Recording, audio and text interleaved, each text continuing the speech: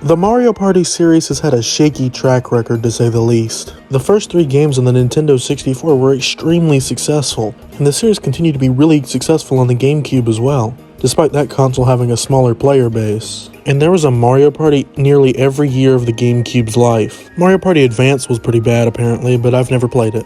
And then there was Mario Party E, which you could only play with the fairly obscure e-reader accessory for the Game Boy Advance. So do you think I've played it? And if you said yes, why? I haven't even played Mario Party Advance, so why would I have played this much more obscure game? And then we get to the Wii, the perfect console for Mario Party. One of the Wii's main ideas was bringing people together to play games, and that's the entire point of a party game. Plus, the Wii's motion controls would allow for so many creative and annoying minigames. No console has better suited this series. We only got 2 games on the Wii. Mario Party 8 released just a few months after the Wii in March 2007, and Mario Party DS released shortly after that, I think. But after those games released, the Mario Party series went into a bit of a hiatus. This was mostly due to the series' primary developer, Hudson Soft, being absorbed into Konami, and the company no longer really existed after that. So Mario Party was in a bit of trouble, but it's such a large spin-off series that they can't just let it die. Let's just give it to the guys that made Wii Party. Bring in NDCube. They were originally founded in March of 2000 as a collaboration between Nintendo and the largest Japanese marketing company, Dentsu? I think that's how you pronounce it. So guess what N and D and NDCube stands for?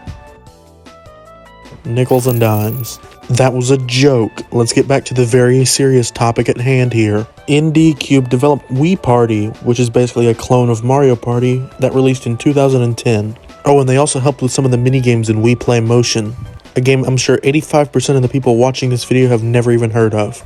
They made some stuff before Wii Party, but that was definitely what they were most well known for before taking over Mario Party. So Nintendo gave them the very important task of carrying on the legacy of the Mario Party series. And Mario Party 9 was their very first attempt at a Mario Party game, with Mario in it, because Wii Party is basically just a Mario Party game but without Mario. I mean, I'm just kidding, you can play as a Mario Mii in Wii Party. So how did they do for their first attempt? Well, that's the subject of this video, no way. The box art is nice, everything's got the same kind of lighting that the renders from the Super Mario Galaxy games have for some reason. And you can just barely see Luigi hiding out in Boo's Horror Castle. He was actually a fairly late addition to this game's box art. He was only really added there because there was a little bit of backlash that he wasn't in the pre-release version.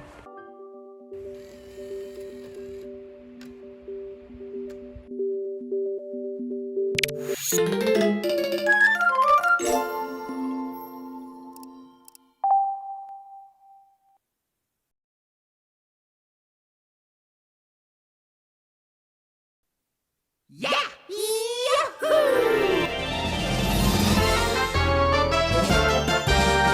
What am I looking at here?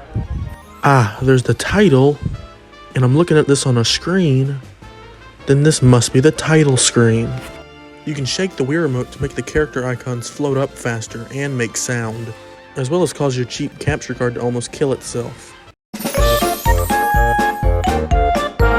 Here's the main menu of Mario Party 9. You've got 5 modes, with some of them having separate sub-modes. Let's start with probably the main reason you'd buy this game, the party mode. Now, I am a fairly vocal Mario Party 9 defender, but I will fully admit that is probably because I'm biased, since this was my very first Mario Party.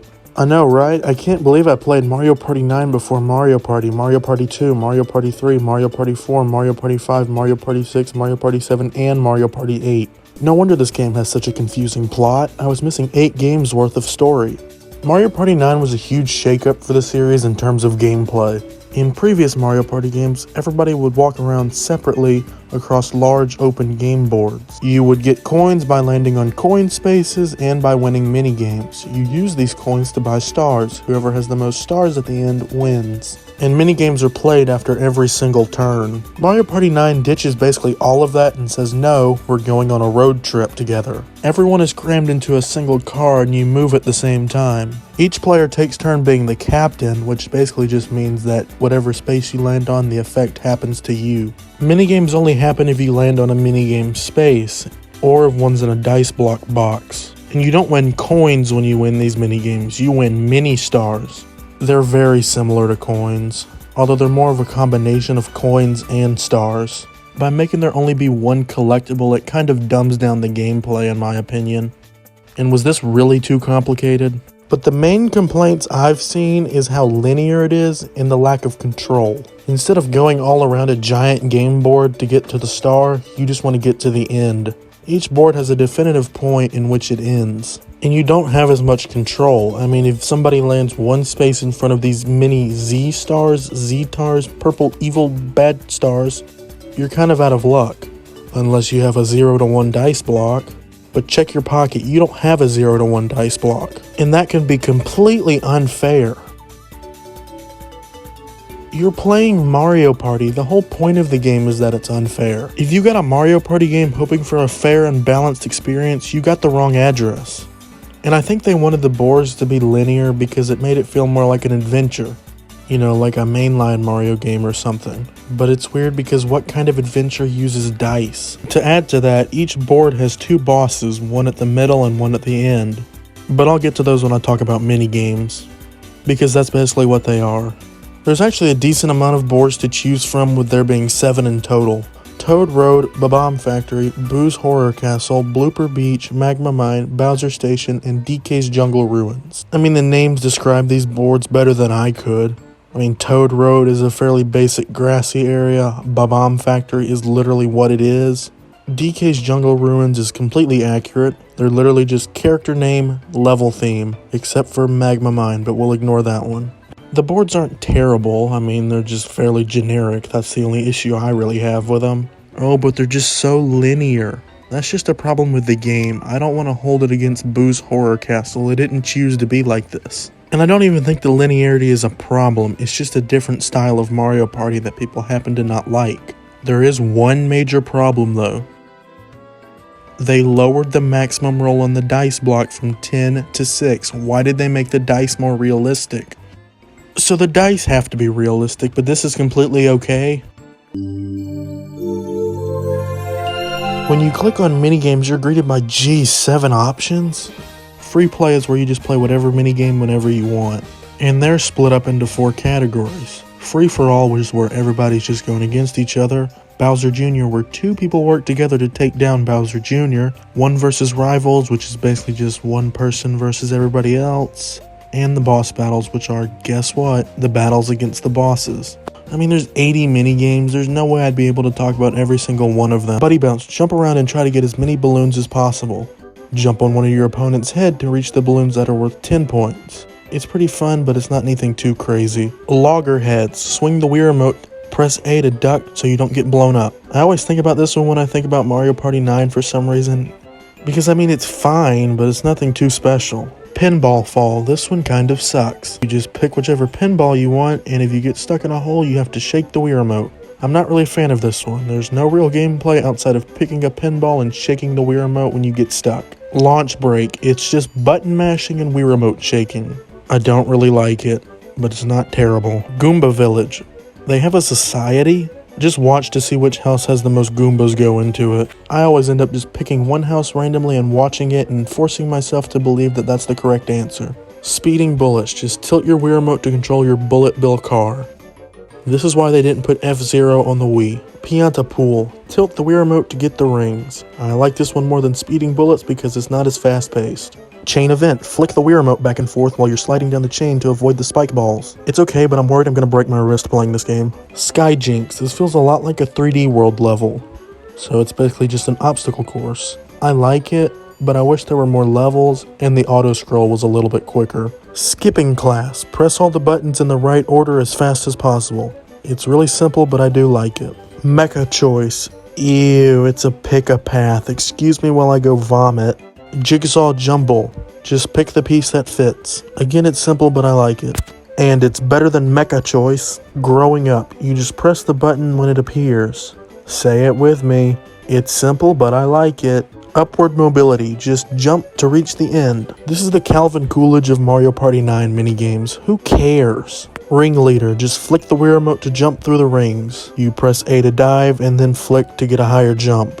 It's okay, I like it. I mean, it's Ringleader in Mario Party 9. If you don't like Ringleader in Mario Party 9, I don't like you. And that's the first page of minigames. On to page 2. Smash Compactor. Get to one of the glowing manholes before you get brutally killed. I only really like this one because the animation after you get squished is kind of funny. Peak Precision. This is probably my favorite minigame in the entire game. You just press the buttons in the right order without messing up. Although one of the main reasons that I like it is because I'm actually not that bad at it. 10 to win. Just pick a card to determine how many spaces you or your opponents will go up. I don't really like it because it's kind of random. And I know I said Mario Party should be random, but I feel like the minigames should be more fair. You know, add some skill to it. Tuber Tug? It's just shaking the Wii remote. Ooh, but you have to hold down A and B, this game stinks. Card Smarts. Pick the highest number card, but you gotta be strategic because you can only use each card once.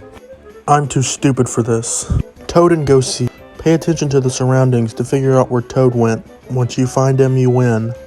It's fine. Polar Extreme. Get to the boat without falling in the water. But even if you do, it's not that big of a deal because you can just mash the button to get out. It's alright, I guess. Goomba Bowling. It's a lot like Wii Sports Bowling. The controls are very similar. But it's only one frame, so it's never going to replace Wii Sports for me. Tumble Temple. Don't get killed. Okay. It's Tumble Temple. What am I supposed to say about it that hasn't already been said? Twist Ending. This one is garbage. You have to twist the Wii Remote to line up these lines so the chest will unlock. But the Wii Remote is just too sensitive for something like this. I hate it. But I still won because I'm just so good at video games. Manner of Escape. You know those Picador levels in Mario Maker? That's basically what this is. I'm not a fan. Player Conveyor. It's a really annoying maze. I don't like this one at all. Ballistic Beach. You've got to line up your cannon to shoot balloons. It's actually not that bad and it's a little bit tricky. So if you stink at Ballistic Beach, it's okay, man. We've all been there. Bumper Bubbles. You just tilt the Wii Remote to avoid the spike balls and collect balloons. The tilting just doesn't really work on this one for me. I don't know why. Maybe I'm just bad at it. It's okay, man. We've all been there. Flinger Painting. Just shoot the canvas with your paint gun. Whoever covers the most of the canvas wins. It's okay, but this kind of minigame has been really overused in Mario Party. This is the last page of Free For All. Bomb Barrage. Don't get blown up. Who cares? Don't look. Okay. Snow Go. You just gotta make a couple laps and the controls aren't really my favorite. I mean, they work. They aren't tilt controls or anything, but they're just kind of awkward. Piranha Patch. Get the flowers, but not the evil ones. I don't remember being this bad at this game. Peer Pressure. It's a purely luck-based choice minigame. I don't like it. It stinks. Ballistics. Don't get shot. Pit or Platter. This is my least favorite minigame in the whole game. The Wii Remote tilting is just too sensitive for something like this. It's so annoying. And maybe I'm just bad, but it's bad. Thwomper Room. Just avoid the thwomps. It's fine. I don't really care about this one though. Earn It. Just try to determine what pattern is on the spinning urn. It's fine enough, I guess. I'm getting tired of talking about free-for-all minigames. Help me. Goomba Spotting. You just count the Goombas. I think there's 4. I was wrong. Magma Mayhem. Just stay on the tilting platform and you can punch your opponents off. Pizza Me Mario. Guys, I think we found it. The best Mario Party minigame of all time. Okay, I'm being a little over dramatic. You just flick the Wii Remote to get pizza toppings on the pizza. But the name is amazing. Fungi Frenzy. Just remember which panel has the most mushrooms and you ground pound the panel that has the most mushrooms to get the most mushrooms, and whoever has the most mushrooms wins. And that was the last of the free-for-all minigames. That was only about half of the minigame. I'm gonna get through these really quickly. I'm gonna try to anyway. On to the Bowser Jr. minigames. Mecha March. Just flick the Wii Remote in good timing. It's really annoying. Bowser Pop. You just have to pop the balloons. This game really hates balloons for some reason. Double Pounder. You just ground pound 2 of the same colored spot. It's way too easy, but I'd take it any day over Mecha March. Zoom Room. It's basically just a maze where you have to find Bowser Jr. But the camera's zoomed in, so it's a little bit more difficult. It's also really annoying. Cage Match. It's basically those fences in Super Mario World. It's fine, I don't really care. Crossfire Caverns. You have to tilt the Wii Remote to move this minecart so you can shoot Bowser Jr. with a cannon. Why did it have to be tilting the Wii Remote? It has a D-pad that would have worked 10 times better for this game. Bumper Sparks. You knock Bowser Jr. into the electricity by, you guessed it, tilting the Wii Remote. It's fine, I feel like this one works better with tilting the Wii Remote for some reason. Sand Trap. I don't know how to explain this one, I'm too dumb. And so is the CPU sometimes, so that's relatable. Pair of Aces. You point the Wii Remote at the screen to shoot Bowser Jr. It's really difficult for some reason, I don't know why. The computer player is just really stupid and doesn't shoot at him when he's sitting still. Like, why are you trying to shoot him when he's moving? I don't think the game wants you to do that because it's basically impossible. You have to race Bowser Jr. to the end by rotating this wheel. It's actually pretty good for some reason. And that's the final Bowser Jr. minigame. There's still a lot to go. Ruins Rumble. The solo player has to tilt the D-pad to chase down the rivals while they get the luxury of using the D-pad. It's not that bad, I guess, but I just don't really like tilting the Wii Remote when I could just use the D-pad. The solo player has to use fire, wind, and electricity to try to take out the others. It's not that bad, but you can kind of easily spam the attacks. Line in the Sand. The solo player has to use the Wii Remote's pointer to draw a circle around the other players. I actually do really like this one for some reason. It's really dumb though. Block and Roll. The solo player has to take blocks from the right side to the left while avoiding boulders pushed by the other players. Would you believe me if I told you I was getting tired of reviewing Mario Party minigames? The solo player has to get the football to the goal without being tackled. It's okay. Weird Wheels. Press the buttons in the right order as fast as possible to reach the goal. The solo player uses the D-pad while the others use the rest of the buttons. It's okay, but it's kind of similar to skipping class in that you have to press the buttons in the right order. It feels like there's a lot of press the buttons in the right order minigames. Spike and Span. Just hit the other players from below with the spike balls. Alright. Whole Hogs. Bash Luigi's skull in with a hammer. The rivals have to get a certain amount of points by staying above ground long enough without being given a concussion. Pix Fix. Twist the pieces of the picture back together by pointing the Wii Remote at them and twisting it. The solo player has fewer pieces, and the pictures are very similar to stuff from New Super Mario Bros. Wii, which is neat. Mob Sleds. Nobody cares about mob sleds, we're moving on. That was the last of the 1 vs Rivals minigames. Now we're going on to the final category, boss battles. Socket to Lakitu. You have to hit these blocks to shoot bullet bills at them. It's fine, but I don't really care about it that much. Wiggler Bounce. Kill the caterpillar. I don't know why, he's not even doing anything, but we've got to kill him. It's fine. Womp Stomp. The players pick either 0 or 1, and then those numbers are added together, and that's how many times the platform spins. Whoever lands under the Womp is squished, and the rest of them have to ground pound the Womp to get points. It's fairly unfair. It's okay. Bombard King Babam. Just pick up a bomb and hope nobody else picks it. It's similar to Womp Stomp in that you have no idea what's going to happen. It's okay too. Deck Dry Bones. It's just a game of memory. You have to memorize where the cards are and pick the one which has the symbol of the platform that Dry Bones lands on. It's not that bad, but I'm just tired of talking about Mario Party 9 minigames. Help me. King Boo's Puzzle Attack. You ever play a basic puzzle game before? This is literally one of the most simple puzzle games of all time. I mean, it's good, but that's only because it's similar to so many other puzzle games. You just line up 3 of the same icon to deal damage to King Boo, and whoever has the most points wins. Cheap Shot. You just tilt the Wii Remote to get to these shells that you have to shoot at the Cheap. I don't really like it because the tilting doesn't work very well in my opinion. Blooper Barrage. I feel like I need the Wii Zapper for this one. You just shoot the blooper and the urchins. It's alright, but it's really basic. If you're a Mario Party 9 expert, you know this strategy. You wait until the urchin is just about to hit you to shoot it, so it immediately goes to somebody else and they don't have time to shoot it back. Spike Strike. I actually really like this one, even though it's a really simple reflex game. You have to grab the best hammer before everybody else does. And I will make fun of you if you grab a stick instead.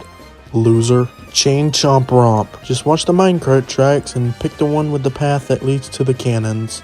The best part is watching people fail as their character flails and screams in pain and agony. I don't know what I'm talking about. Bowser Jr. Breakdown. What is he having, a panic attack? This one has really good music for some reason, but the actual boss fight is just lame. It's essentially pure luck. You have to roll the die and hope you land on the number you want. It's not terrible. I mean, there's worse pure luck minigames in Mario Party.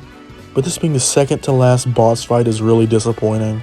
Bowser's block battle. Oh no, he's got cubes. You just roll the dice over and over again to land on your character's icon. The more icons you have, the more damage you'll do. This is the final boss.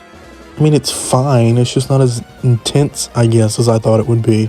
The Donkey Kong minigames aren't really bosses, but they're classified with the bosses, so I guess I'll talk about them here. I mean, I don't really have any other choice at this point. Diddy's Banana Blast. You shoot out of a cannon to get fruit. More specifically, bananas. DK's Banana Bonus. Jump to get fruit. More specifically, bananas. Again, I'm free. I don't have to talk about Mario Party 9 minigames. Are you kidding me? There's the other modes. Step it up. You can choose how many stairs there are, and that basically equals how many minigames you need to win. It's just minigames. I mean, sure, it's kind of funny watching Wario go upstairs, but that's it. It's just a way to play minigames. I guess it's fine if you needed a definitive winner, but just go play minigames and use like a dry erase board. It's not bad, but it's pretty worthless. And I know that sounds harsh, but Step It Up doesn't have feelings, I checked. Garden Battle, you just have to win minigames to get pieces to fill the garden. I don't really care anymore about Mario Party 9 minigames. Choice Challenge, pick 3 out of 5 minigames. All 5 minigames will be played, but you will only play the 3 that you chose. And you get points depending on how well you did in the minigame. It's just another way to play minigames.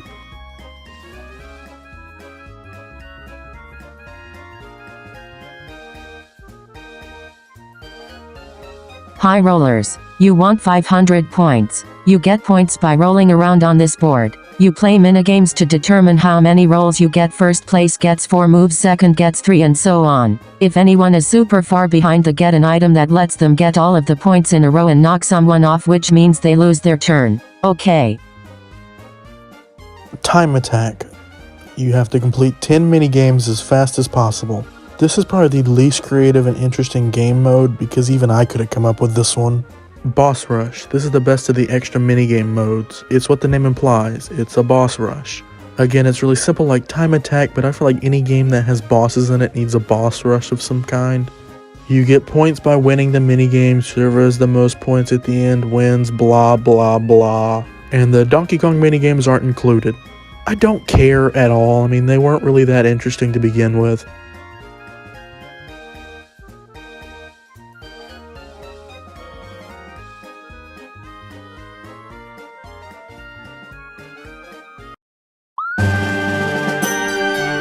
As the name suggests, this is Mario Party 9's single-player offering.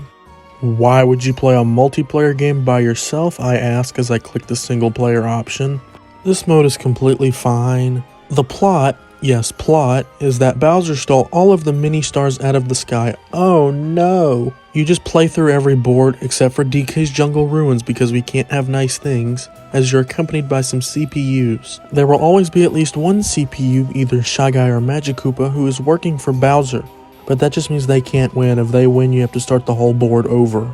That makes this mode extremely stressful. If the game pulls a Mario Party and is extremely unfair, you'll have to start all over. Now, does it really matter? Yeah, because the final board, Bowser Station, is locked behind this mode. You can't play it as a regular board unless you complete this. Most of the time, you don't have to necessarily win, just Magic Koopa and Shy Guy can't win. So if you, for example, come in third, but Wario comes in first, you'll still move on. You can also tie for first place with one of them and you'll move on, but that's incredibly rare. I think having a single player mode with a bit of a story is actually really cool. I just wish I didn't have to play through all 6 non-monkey boards hoping the wizard doesn't win. Oh, and I can't believe I forgot to mention the cutscenes. They're just Bowser playing with the stars, and then Bowser Jr.'s like, oh no, Mario's coming, and then he's like, okay, here's a bad guy. Go kill Mario. Or whoever you're playing as. It's not always Mario necessarily. And you also unlock Shy Guy and Magic Koopa after you complete this mode. I completely forgot to mention that too. Anybody want to go to the museum?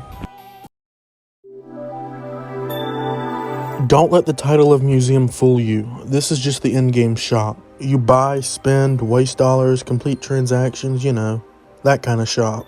Sure, my game records are here, but who would display this in the Smithsonian? You use your party points to unlock various things like new cars, music, and constellations.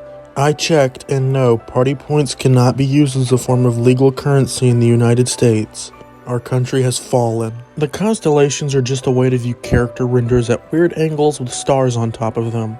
Sure, there's some character descriptions here too, but they're pretty worthless. Oh, we do learn some deep lore here. Yes, Waluigi is a miner. I mean, these constellations are pretty worthless, just like in real life. And I can't forget that you can press up or down on the D-pad to shoot a firework, which costs 1 party point. I mean, I don't know why you'd do this. I guess you could use it to make a wish. You know, like throwing a coin into a fountain. I wish that the next Mario Party would go back to this format so people would get mad. The new vehicles are just different 3D models and they don't actually change up the gameplay at all. I guess it's nice to have variety though. The sound test is where you listen to game music and character voices. Unfortunately, there's no loop option though, so I keep having to press play over and over again. The stages section is weird because you can only buy one new stage, the Donkey Kong one, and you can also buy the master difficulty here. Records is just where you can check your time on like the time attack mode and all that garbage that I don't really care about. Like I said, it's not going in the Smithsonian. And lastly for the museum, we have the staff credits. This is where you watch the staff credits. I thought it was where I was gonna gamble, but okay. And that's the museum. I find it weird that they made it a museum and not a shop because you can buy stuff. I haven't been to many museums, but I don't remember being able to buy stuff like this at one. At most, it was like a gift shop and the entry ticket. I don't think there's any banana cars for sale at them. Clicking on the Extras tab brings us to 4 more games. Castle Clear Out. This is a fairly basic puzzle game. If you see a puzzle game with colored blocks, orbs, or gems, run. You have to eliminate the balls with the stars on them. You do this by grouping together a bunch of balls of the same color. It's okay, I mean, it's a puzzle thing. I don't really want to play this anymore. It's filler content. Shell Soccer. I don't need Mario Strikers. I've got the best Mario Soccer game built into Mario Party 9. Each team has 7 Goombas on their side that they must defend with their lives. If all 7 of your Goombas are killed, you lose. This game is really messed up when you think about it. I mean, sure, Goombas are like the lowest life form in the Mario world, but they're still living creatures. Shell Soccer requires at least 7 of them to die. It's like if instead of hitting a ball in baseball, we hit a rat. Like, yeah, it's a pest, but it's still messed up. Goomba Bowling. More Goomba slaughter. This is just an extended version of that minigame from earlier, where instead of only 1 frame, it's a full game. Finally, we can add Wii Sports to the pile of games that Mario Party 9 makes obsolete. Who needs Wii Sports Bowling when you've got Goomba Bowling? As good as Goomba Bowling is, I was a little bit disappointed when I clicked on this that I was bowling over Goombas instead of being a Goomba bowling. If he can play baseball, he can bowl. Lastly, we have Perspective Mode. Just play through 10 minigames with a zoomed-in camera. I don't really like it. It's like they thought this screen looked weird with only 3 games here, so they scrambled at the last minute to come up with a 4th one.